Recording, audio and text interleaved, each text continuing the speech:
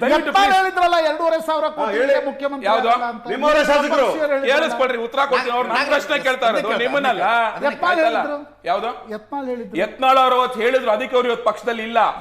ಅದೇ 2 ವರ್ಷ ಆದ್ಮೇಲೆ ಆಯ್ತು, ಇದು 2 ವರ್ಷ ಆದ್ಮೇಲೆ ಏನ್ ಮಾಡ್ತಾರೆ ಬಿ ಆರ್ ಪಾಟೀಲ್ರಿಗೆ?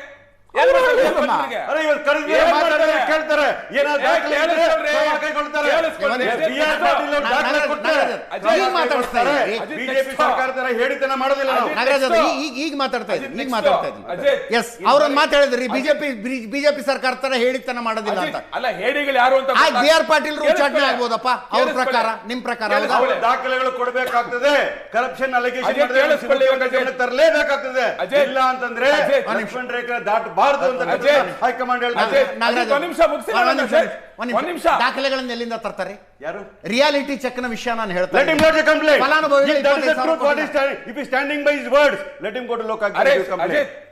ಕೊಡ್ಲಿಕ್ಕೆ ಹೇಳಿ ಅವ್ರನ್ನ.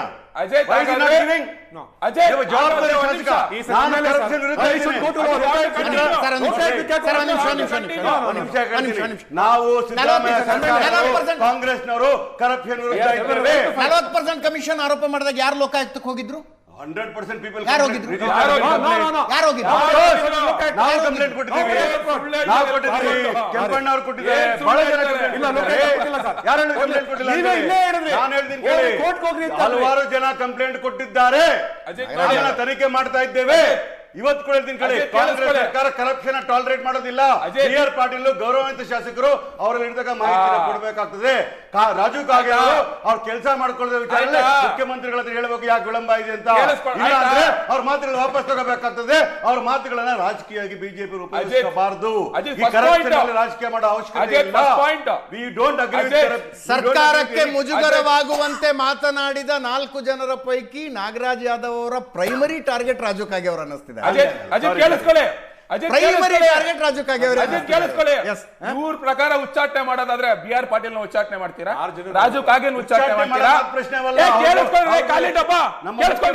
ಅವರ ಸಮಸ್ಯೆಗಳನ್ನ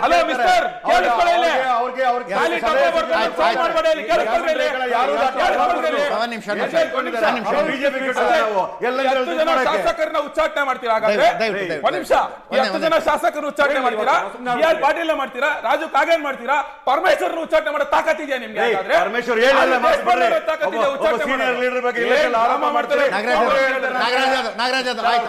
ಆಯ್ತು, ಆರೋಪ ಮಾಡೋದು